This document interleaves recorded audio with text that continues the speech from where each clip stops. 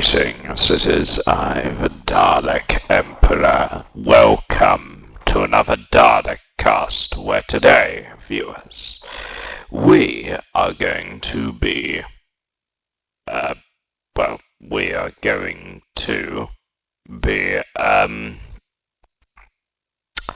answering a few questions. Sadly, Alberding hasn't come back yet, but however, we do have a lot of things, so that's interesting, really. Okay, cool. So, first is, this is the shortest DALEKcast I've seen. Yes, I know. It's because Alberding wasn't here, or anybody was suggesting videos for me to react to, sadly. Okay, and the question of today's video is, did you encounter Omega the first time Lord inside the I think I already answered that question. No. Anyway, so, all mutant and enhanced clone troopers, canon legends styles explained. That is a reaction video. Not really a question, but Dalek Requiem returns in December 2025. Really? Okay, cool. Oh, but question, have you dealt with Nigel after he insulted you again? Yes, I have. If you may remember, I insulted him. I basically, said stop, what did I do? What did he do to insult me again? I can't remember. I'm losing, I'm losing my mind. Oh yes. Cannot even aim or kill a single target. What do you mean? And apparently he had no idea what I was talking about. I thought I was speaking Dago talked in his opinion, apparently. But anyway, so what's this? Okay, interesting. Oh, also Super Monkey Ball. Someone I've not even seen before in a while. Okay, so it's me, Super Monkey Ball. It's been a while since I viewed your channel. I'm very curious how to make. Not trying to ask why you to make Super Monkey Ball videos. I've been thinking about you saying that Nintendo. It's not a Nintendo sue me. I'm not allowed. No one can emulate Nintendo games because they'd be breathing down your neck every time because of, you know, their strong stance against emulation has ruined this industry. That is why it's not about suing, it's whether they'll take me to court and remove my entire channel. There's nothing to do with that. But anyway, so what's this video again? What is this? All enhanced. How long is this video again? Okay, so it's only 7 minutes long. It's made by Lawmaster. Who's Lawmaster? Okay then. That's about 7 minutes long. Interesting. Well, I will definitely have a look at it. Or could we go to Lawmaster? Let us have a look at it. Apparently it includes canon and legends. So, this is the video itself. All credit will go to Lawmaster. Let's have a look at it. The vast majority of clone troopers of the Galactic Republic were identical not only in their physical appearances, but also their personalities, correct. With a few breaking that mold beyond They're those all played by Tamura Morrison. That rose up. And D. Bradley Baker sometimes. up to become captains or ARC troopers.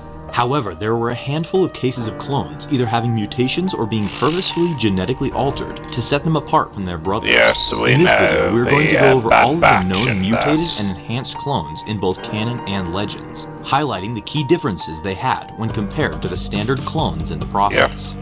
First, in canon, we have perhaps the most well-known mutated clones, Clone Force 99, also known as the Bad Batch. Members of this elite group with mutations included Hunter, Tech, Crosshair, Wrecker, and later Omega, all drastically physically different from Jango Fett's appearance, as well as possessing unique attributes. The leader of the group, Hunter, possessed a heightened sense which allowed him to perceive electromagnetic frequencies. Of course, Omega was force sensitive, and is now with Asajj Ventress, making his assessment of enemy movements equal to, or at times superior to, standard reconnaissance equipment. Crosshair, on the other hand, was gifted with enhanced eyesight and presence of mind, making him perfectly suited for marksmanship, allowing him to hit his targets even under great stress or amid chaos. Wrecker's mutation gave him superhuman strength, to the point of him being able to lift objects as large and heavy as a Republic gunship. Tech's genetic enhancements gave him incredible intellect, especially when it came to technology, as well as a memory comparable to that of a database. Exactly. Along with technical knowledge, Tech was also capable of learning. Rip my boy Tech. Can't believe he died. And decrypting foreign Very languages. sad what happened. Then we have Omega, who is physically the most unique of all clones, seeing how she is a female clone. While her full enhancements are not entirely known, it has been noted by Tech that she demonstrates increased environmental awareness, allowing her to see and comprehend things around herself quicker. She's an apprentice of Next, we have Asajj Echo, another member of the now. Bad Batch. While he originally did not have mutations or genetic enhancements, he was drastically altered following his capture by the Separatists, which turned half of him into a machine. As a result of his cybernetics, he can now slice into enemy technology like an R2 unit. Additionally, the implants around his head allow him to process technical information at the rate of a computer. Finally, for canon, we have 99.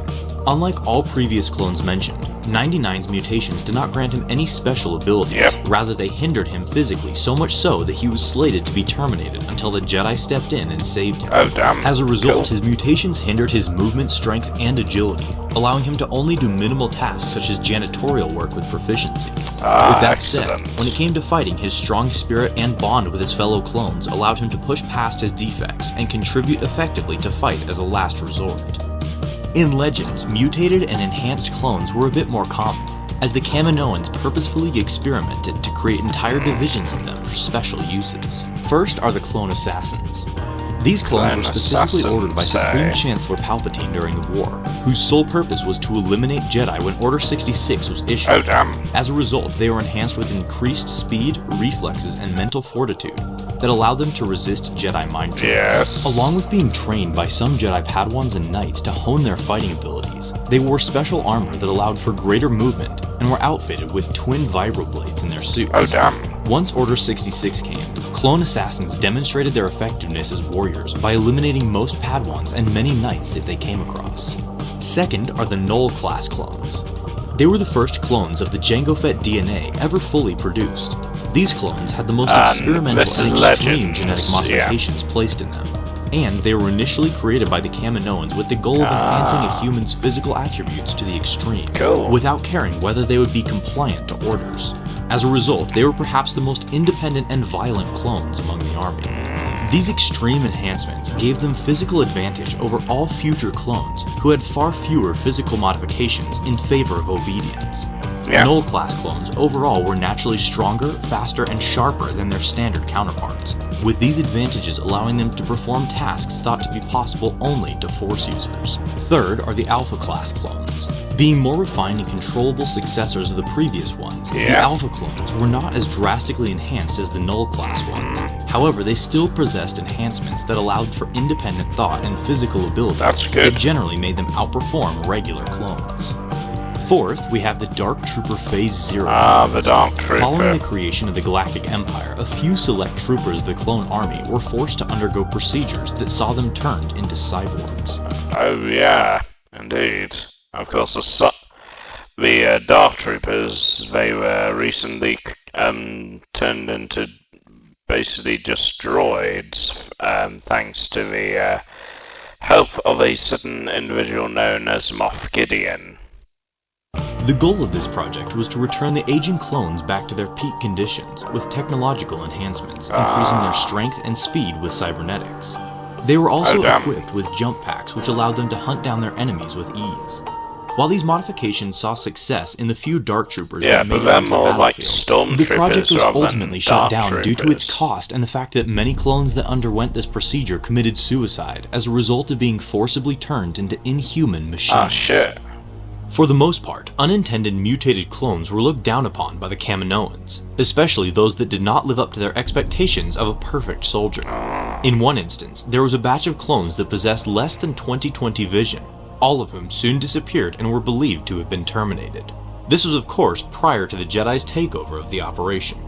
Another clone, known as the Mad Clone of Caecilius, had a mental mutation which caused him to go insane. This insanity of his was not noticed until he was sent to battle, where he came to murder his fellow brothers after believing them to be disguised battle droids and part of a test. His mind was so far gone by that point that even after he was interrogated by Republic officers, he simply praised them for doing such a good job of making the believed battle droid infiltrators so realistic of his cloned brothers.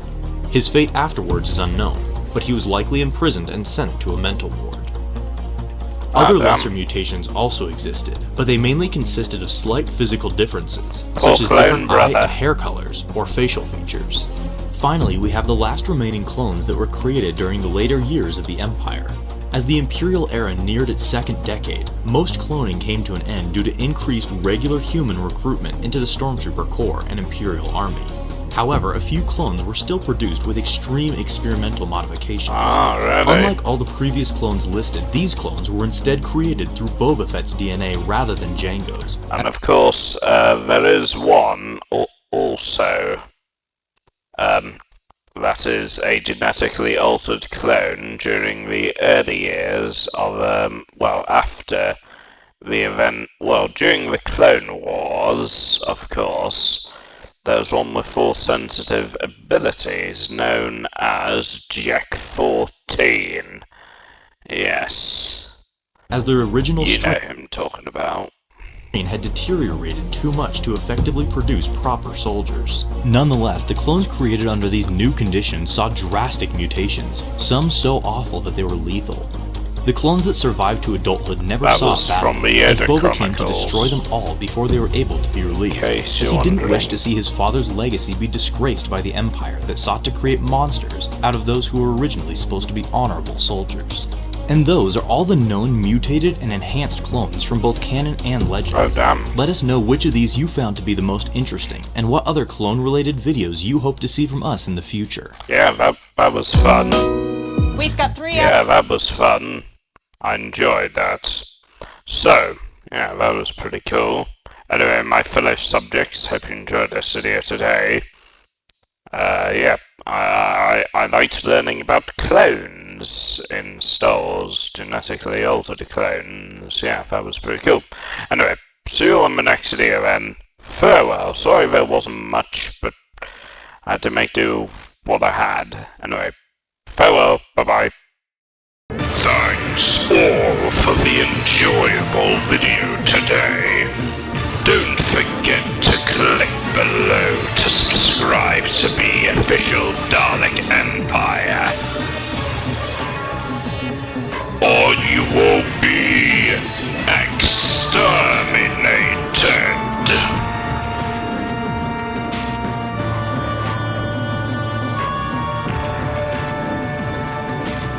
There will be no resistance.